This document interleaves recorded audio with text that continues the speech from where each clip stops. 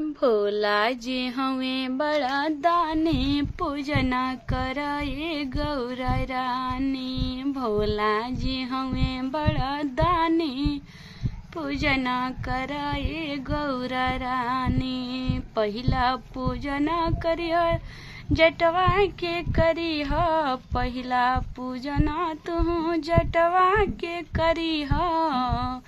जहाँ बड़ी गंगा महारानी, जहाँ बड़ी गंगा महारानी पूजना करे गौरा रानी। जहाँ बड़ी गंगा महारानी पूजना करे गौरा रानी। शिव गुरु हैं बड़ा दानी पूजना तू कर गौरा रानी। शिव गुरु हैं बड़ा दानी पूजना करे गौरा रानी।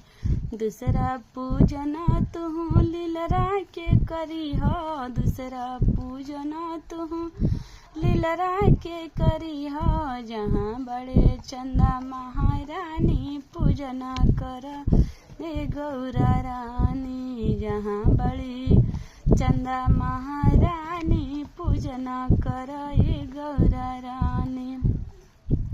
तीसरा पूजना तू गलवा के करी हो, तीसरा पूजना तू घेटिया के करी हो। जहाँ बड़े नाग महाराज हो पूजना कर गौरा रानी। जहाँ बड़े नाग महाराज हो पूजना कर गौरा रानी। चौथा पूजना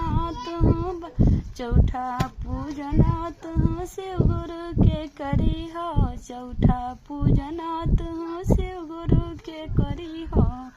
जहाँ रहस बसहा महाराज हो पूजना कर गौरा रानी। जहाँ रहस बसहा महाराज हो पूजना कर गौरा रानी।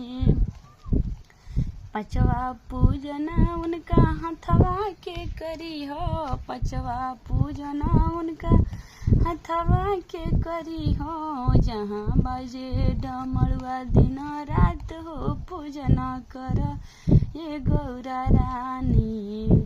जहाँ बजे डमरुआ दिन रात हो पूजना कर गौरा रानी।